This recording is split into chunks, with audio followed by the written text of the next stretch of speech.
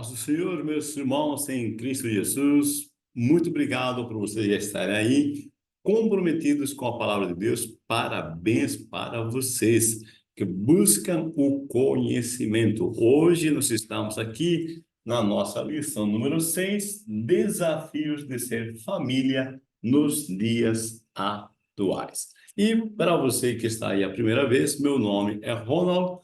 Sou professor e fundador do Instituto Teológico Metanoem, onde ministramos aulas de bacharel em teologia, meio em teologia e treinamentos de liderança, evangelismo para professor de escola dominical e inteligência emocional. Muito bem, meus amados. Aliás, se você quer esses slides, é só mandar uma mensagem no meu WhatsApp, o link está embaixo do vídeo, ok? Manda o seu nome, a cidade e o estado de onde você está participando, amém? Aí você faz parte de um grupo e eu envio toda semana esses slides gratuitamente para você também usar na tua EBD, para você também ter um guia, um momento, para você deixar a tua escola bíblica bem caprichada, amém? Vamos aqui então, lição 6, desafios de ser família nos dias atuais.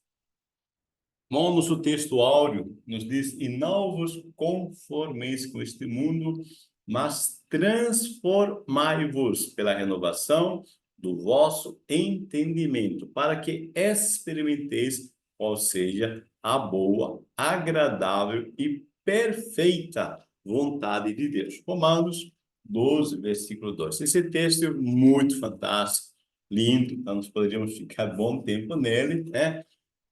Mas só para ressaltar, eu quero que você perceba essa palavrinha, transformai-vos. Você deve tomar a iniciativa de se transformar. Deus iniciou o processo em nossa vida mediante o novo nascimento, mas é nosso papel buscar conhecimento, investir tempo, tá, na nossa transformação, ok? O nosso crescimento, nós nascemos de novo, nós precisamos crescer, né? Verdade aplicada, a família cristã é aquela que crê no Senhor Jesus Cristo como Senhor e Salvador e procura viver de acordo com os princípios da palavra de Deus, tá? Então, esse é o nosso ponto aqui, aquela que crê no Senhor Jesus Cristo. Esse é um ponto essencial, tá? Para que nós possamos compreender, tá? Essa lição. Bom, 3 objetivos. Mostrar os desafios da família na sociedade. Segundo, diagnosticar os problemas que afetam o próprio lar. E terceiro, explicar como lidar com os problemas familiares. Então, você vai ser muito edificado aqui nesta lição. Texto de referência, 1 Coríntios 6, 12, Gálatas 5, 16 e Colossenses 2, 8. Por favor, você lê aí, tá? Que eu vou já para a nossa introdução. Esta lição objetiva é mostrar os desafios de manter uma família estruturada, sólida e harmoniosa, conforme a palavra de Deus nos dias de hoje. Não é fácil viver em família, mas devemos lutar pela nossa família, né? Então, aqui de forma geral, já nos mostra, tá, que existem desafios. Mas todo desafio, tá, é algo que nos motiva para vencer, tá? Os desafios foram feitos para serem vencidos, conquistados. E aqui o objetivo é estruturar, solidificar e dar harmonia, tá, a esta família. Primeiro ponto, os desafios da família na sociedade, divididos em 3 subpontos. Primeiro, a mudança cultural pós-modernidade, a interferência do poder público e a inversão de valores. Vamos aqui, então, no nosso primeiro ponto.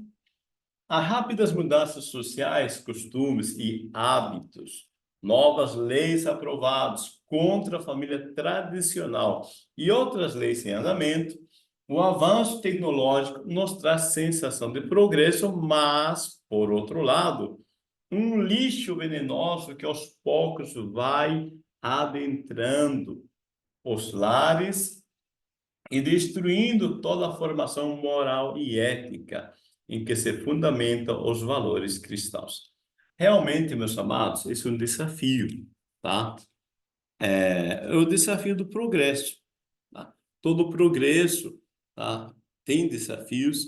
Nós precisamos saber lidar com esse progresso, saber lidar com os desafios, tá? Porque nós não vamos parar isso, né? A humanidade vai progredindo, tá? Vai melhorando, vem todas as informações, né, pelas mídias sociais, tá? Mas nós devemos tomar a posição que nós lemos logo no início, em Romanos 12:2, não entrar na forma que o mundo pensa, tá? Esse é o desafio.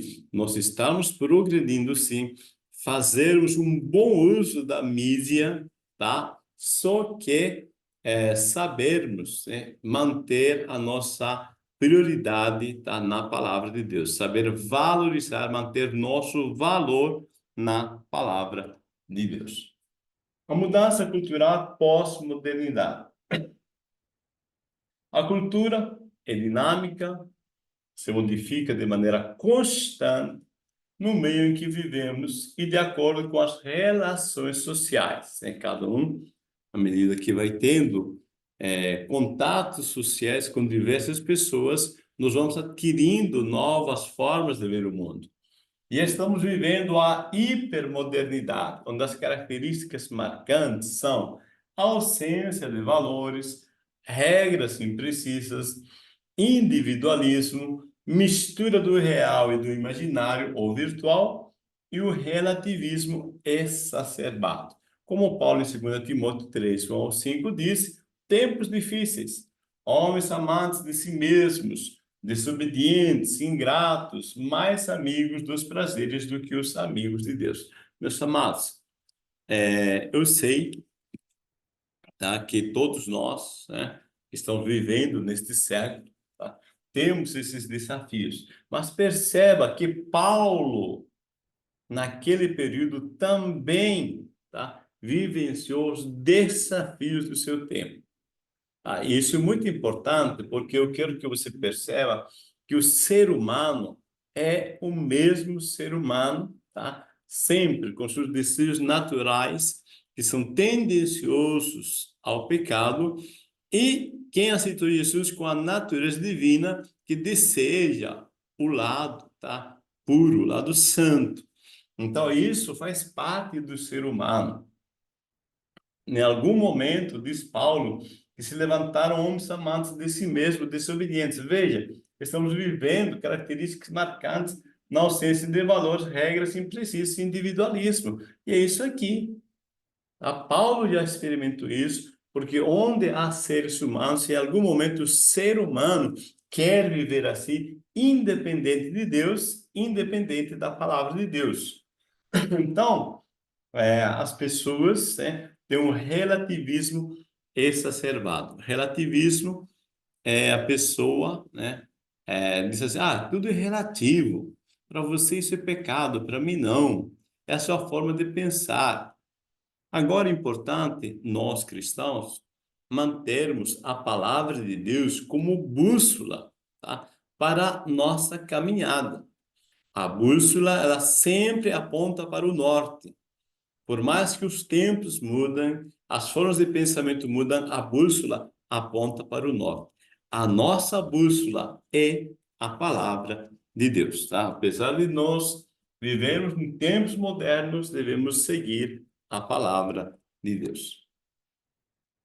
As novas leis aprovadas ou a serem aprovadas, tá, no parlamento, mexem diretamente com a família. Então, surgiu, né, diversas leis, tá, que, de certa forma, querem minar, né, a estrutura da família tradicional, como a lei da maioridade, a lei da palmada, a lei do trabalho infantil, tá?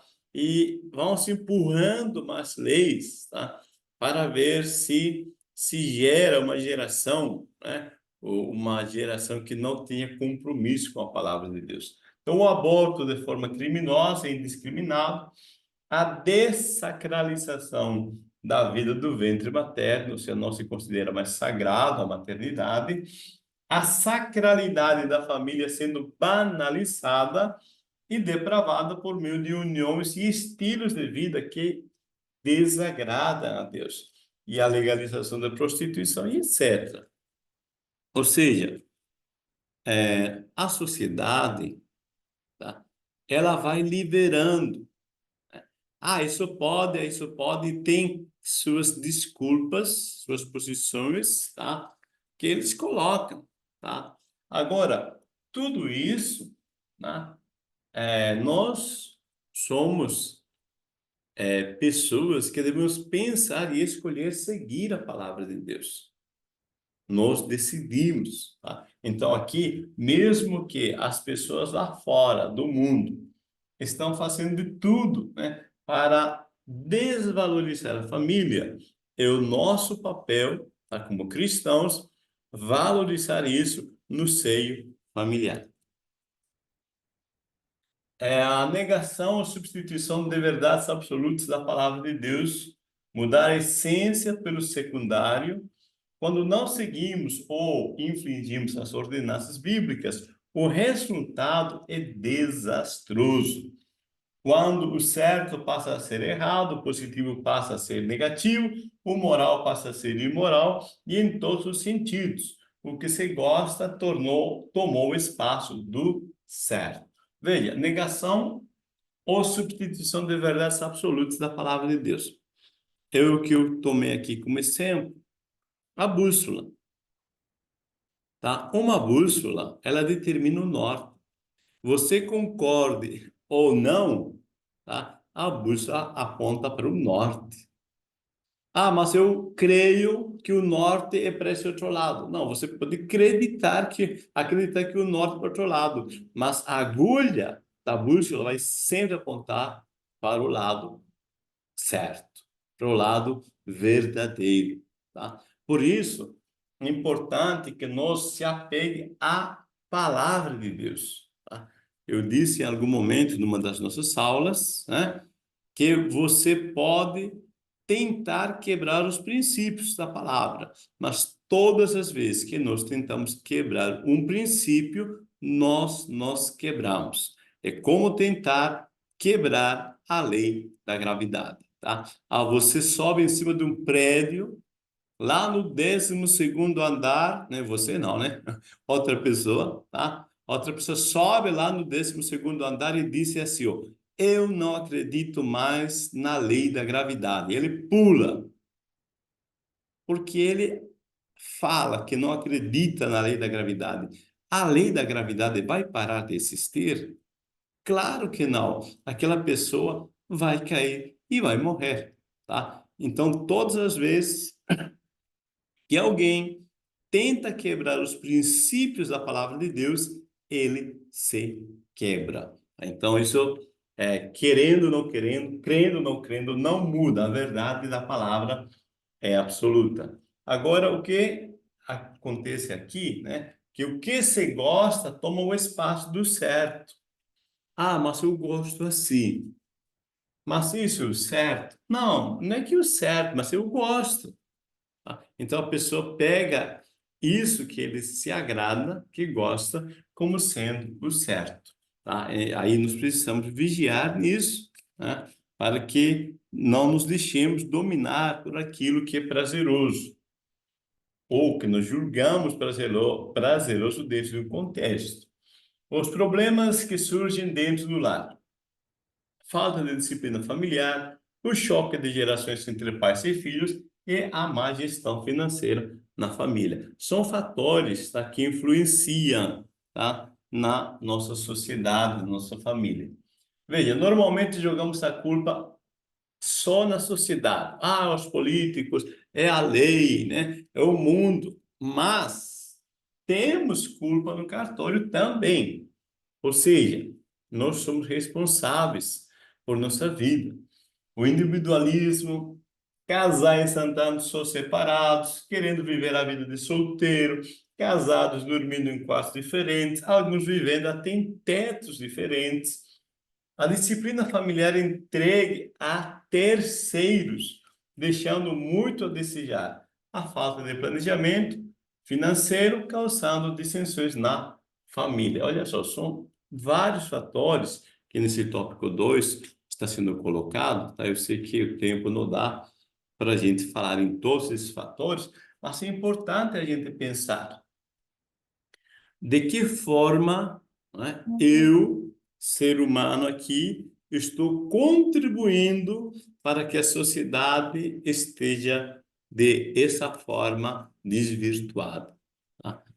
Qual a minha parcela? Como diz aqui, nós todos, tá, contribuímos de alguma forma, às vezes não fazendo, mas também não tomando posição, tá? Uma postura diante do que está sendo feito. Às vezes ao pecado da omissão. Bom, disciplina. A falta de disciplina familiar. Disciplina se refere à obediência aos preceitos, às regras, respeito a uma autoridade destinada a manter a boa ordem. Hoje estão confundindo autoridade com amizade, está faltando ensinamentos ou a cobrança de normas. A disciplina começa com o casal atendendo os deveres conjugais. Depois passa para a família atendendo os deveres de pais e filhos. Veja, a disciplina é gerada por bons hábitos. Paulo aos Gálatas disse que a lei é para os infantes, ou seja, para aqueles que ainda não sabem discernir o que é certo e errado. Então, eu tenho certeza que ninguém, né, em sã consciência, tá, vai colocar uma criança perto de um fio descascado, um fio de energia descascado. É porque sabe que aquilo pode matar a criança. Ah, mas ela vai escolher se colocar a mão no fio descascado ou não. Não, nós sabemos que isso é uma responsabilidade da pessoa que está próxima àquela criança, das pessoas responsáveis pela criança. Então, aí que vem a questão da disciplina, tá? Aí que vem a questão das regras. Enquanto, disse Paulo, a criança, né, a pessoa é criança, precisa de regras, precisa de disciplina, tá? Precisa de limitações para que não morra, tá? Seja físico ou espiritualmente, né? Porque se tem uma tomada, se tem um fio descascado e o adulto deixa a criança solto para ver o que ela vai decidir, vai matar a criança. Tá? Então, é um papel nosso da disciplina das pessoas adultas, os pais para com os filhos. Aí ele coloca que a disciplina começa com o casal atendendo os deveres conjugais. Ou seja, se não há uma disciplina entre mãe e pai, entre o casal, né, fica difícil estabelecer a disciplina para os filhos, tá? Então isso é importantíssimo, porque uma verdadeira disciplina emana de dentro da pessoa.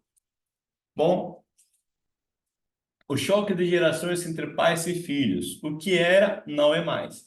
Os filhos chamam os pais de quadrados, obsoletos, arcaicos. Os pais não entendem os filhos. Uma geração tem que entender e respeitar a outra. Os filhos não aceitam o não sem explicação. Não adianta proibir a necessidade de ensinar. Colocar a responsabilidade sobre eles, ensiná-los a usar a consciência, pois cada um dará conta de si mesmo. Olha só, às vezes tem filhos, como disse nosso autor aqui, que olha para o pai e diz, ah, pai, o senhor é velho, quadrado, absoluto, obsoleto, né? O senhor é arcaico. Ok, tá? Existem, né, etapas, tá, que a gente deve respeitar. Conforme Paulo disse, eu já citei, tá? Algum filho precisa de uma explicação diante do não?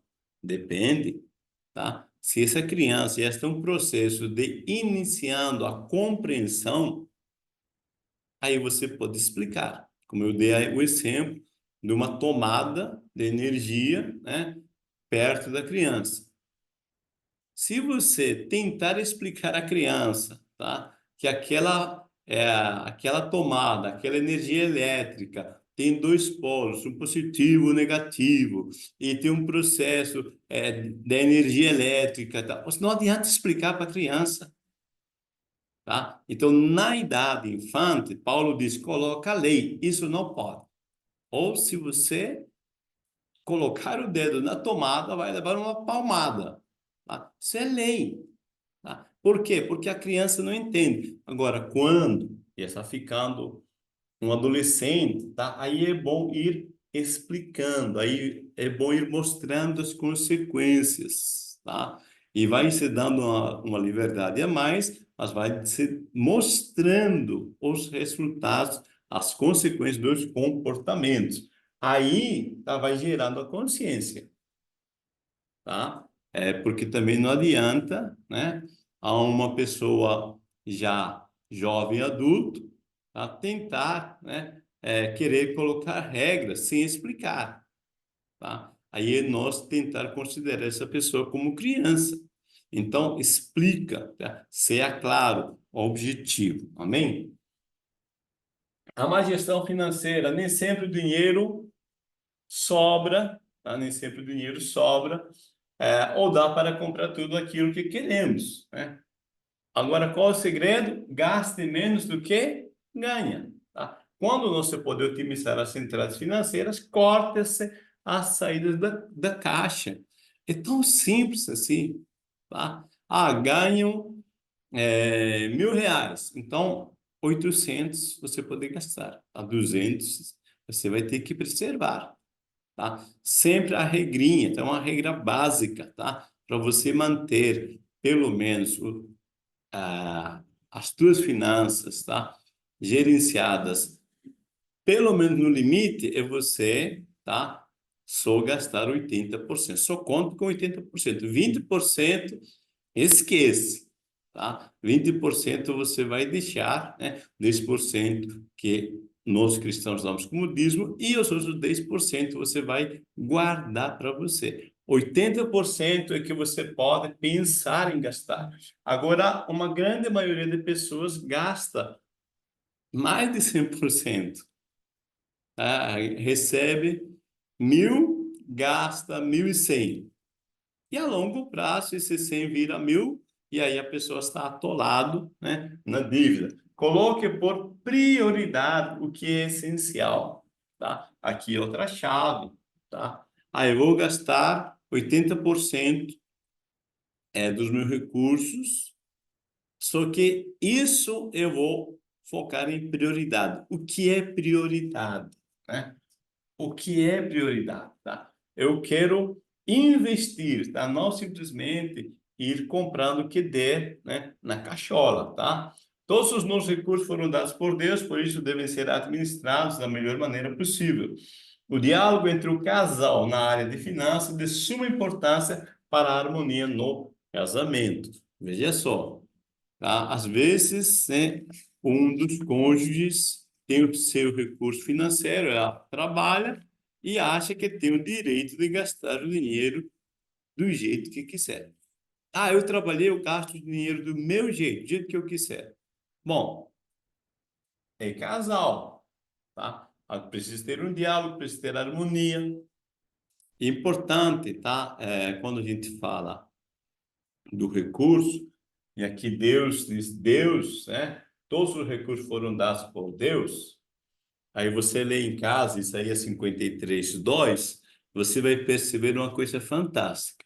Do dinheiro que está nas tuas mãos, quanto por cento pertence a Deus? Pensa um pouquinho e lê o texto e você vai ver que 100% pertence a Deus. Deus confia em tuas mãos 90% para você administrar para a glória dele. Então, Isaías 53:2, Deus cobra dizendo, por que gastais o dinheiro naquilo que não é pão? Ou seja, naquilo que não é prioridade, ok? A consciência do casal diante dos desafios. O divórcio por incompatibilidade de gêneros, os ataques vêm de todos os lados para desconstruir os valores cristãos meios para contornar os problemas conjugais. Vamos aqui. Antes, a cultura anticristã vinha só da sociedade, dos meios de comunicação. Agora alcança o seio da igreja com pensamentos liberais, favoráveis à liberdade e à abolição conservadora. Liberdade total em nome do amor, da graça e da misericórdia. Então, antes, nós tínhamos muito ataque mais externo, né? Hoje, tem pessoas dentro do meio cristão, tá? Que acham, não, a salvação é pela graça. Ok, a salvação é pela graça, mas não é de graça. Lembre-se, tá? Lembre-se sempre de se lembrar, se permitir nunca esquecer de que Jesus pagou o preço. Ele deu a sua vida. A tua vida é preço de sangue. A salvação é dado por graça, mas não é de graça. Cristo pagou esse preço. Então, honre, valorize o sangue de Jesus. Amém? Bom, divórcio por incompatibilidade de gêneros. Quem disse que precisa ter uma compatibilidade das duas personalidades para que o relacionamento dê certo? As diferenças são desafios inevitáveis no casamento. A compreensão do ponto de vista um do outro é papel fundamental. As diferenças dão o colorido e a diversidade o sabor. Já pensou se todos pensassem iguais? O mundo seria monótono. As diferenças são as oportunidades de crescermos um com os outros. Meus amados, esse aqui é importantíssimo, tá? Porque muitas pessoas dizem, mas somos gênios incompatíveis. O, o autor, esqueci o nome do autor, no livro, né, que ele fala quando pecadores dizem sim, tá? Outro dia eu acho que eu recomendei até aqui esse livro, tá? Ele disse que todo ser humano, tá? Todo ser humano leva para o casamento a sua natureza pecaminosa. Tá? Enquanto Cristo não voltar, nós temos a natureza pecaminosa. Agora, quando a pessoa diz assim, mas são gêneros incompatíveis, vai separar, tá?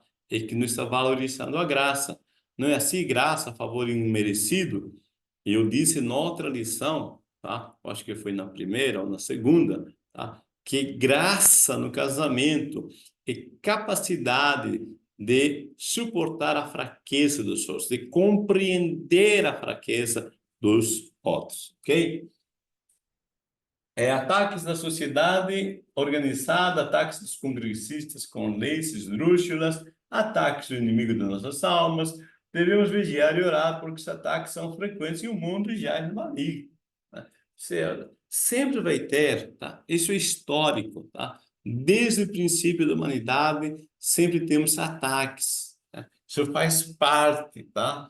Agora, precisamos de igrejas fortes, tá? A justificativa da queda não é porque os ataques sejam fortes, é porque nós estamos fracos. Como alguém já disse, que a vida não é dura, a pessoa que é mole, né? Então, nós precisamos de igrejas fortes para serem guardiãs dos princípios éticos e morais fundamentais contra os ataques da família. Então, importa nós, tá? De alguma forma, seja pela escola bíblica, mediante esses ensinos, nos motivar as pessoas, tá? A valorizar a palavra de Deus. Assim, praticar o que ela nos recomenda no relacionamento conjugal. Aqui nós temos meios para contornar os problemas conjugais, tá? Eu mudei algumas palavrinhas, tá? Mas isso não muda a mensagem, tá? Eu só mudei algumas palavrinhas para você diluir melhor, para você entender melhor, ok? Veja, escolhamos apreciar as diferenças e entrar em acordo, tá? É importante isso. Presta atenção. Escolher apreciar diferenças. Todos nós temos diferenças. Então, permita-se, escolha, decida apreciar as diferenças dos outros. Entre em acordo, tá? Com essas diferenças. Cada um valoriza as suas diferenças, entre em acordo, vai longe, ok? Escolher pensar para falar é agir, né? Então, eu escolho pensar, é uma decisão, tá? Você deve se permitir decidir, essa é uma permissão que você se dá. Precisamos saber que toda ação gera uma reação. A lei da semeadura, né? O quanto plantamos amor, o quanto vamos colher do amor. O quanto plantamos de ódio, vamos colher ódio, tá? Então, essa é a lei da semeadura. Precisamos compreender que nem tudo será do nosso gosto, do nosso jeito, no nosso tempo. Uma grande maioria das pessoas que eu atendo aqui nos processos psicoterapêuticos se queixa, né? Ah, porque a pessoa não me deu o que eu queria, né? E aí, quando a gente vamos compreendendo no processo terapêutico, a pessoa percebe que ela queria do jeito dela, no tempo dela, né? Da forminha que ele queria, né? Ela quer do gosto, jeito e tempo. Mas nós, seres humanos, não somos o centro do universo, onde todas as coisas vão girar para nos agradar, tá? Então, precisamos perceber, tá, que as coisas não funcionam assim. Precisamos nos conscientizar que nem tudo acontece no nosso tempo, mas no tempo de Deus. Há um tempo para todas as coisas. Às vezes nós pensamos que está demorando, mas às vezes não está demorando. Deus está trabalhando com perfeição, tá? É um objetivo, é um plano, um sonho que Deus tem para você. Precisamos tratar dos assuntos diários, respeitando a pessoa integralmente, tá? E eu mudei aqui bastante, tá? Para adequar, né? Veja, nós, tá? Podemos escolher respeitar uma pessoa no físico, na mente, psicológica e espiritualmente, tá? Respeitar, honrar a pessoa como ser humano, tá? A que essa pessoa, tá? Esse teu cônjuge, tá? Antes de tudo, é um representante de Deus ou uma representante de Deus, tá? Ser um corpo, mente, psicológico e espiritualmente, devemos honrar a presença de Deus nessa pessoa. Ser treinados e capacitados em palestras e encontros de casais só terá valor se colocarmos em prática o aprendizado, tá? O desafio é isso, tá? Se você gostou da aula, vai ser bênção, né? É bênção. Só que maior vai ser a bênção se colocar em prática. É isso que está dizendo o autor, tá? Por mais bom que seja um sermão, por mais que bom seja uma aula, tá? Se o aluno não colocar em prática, está edificando a sua casa sobre areia. Jesus falou isso, tá? Então, nosso desafio é nós se permitir colocar em prática o que aprendemos hoje. Eu fico pensando comigo mesmo como seria bom, como vai ser bom você praticando tudo isso que nós falamos aqui, que aprendemos juntos, tá? Você praticando, como tua vida vai ser muito melhor. Amém? Deus vos abençoe, meus amados. Nós mostramos os desafios da família na sociedade, diagnosticamos os problemas que afetam o próprio lar e explicamos como lidar com os problemas familiares. Deus vos abençoe, desejo uma excelente escola bíblica dominical. Lembre-se de deixar seu joinha, ok? Quanto mais nós damos nosso joinha, o like, tá? Compartilhamos, tá? Pode escrever também ali uma mensagem, dá para escrever, que você está achando da lição, tá? E inscreva-se no nosso canal se você ainda não se inscreveu. Tem um sininho, clica no sininho para você receber as notificações das novas aulas, novos materiais. E nós colocamos um workshop específico para professores de EBD. Aproveite, é gratuito. Deus o abençoe, a paz do Senhor Jesus.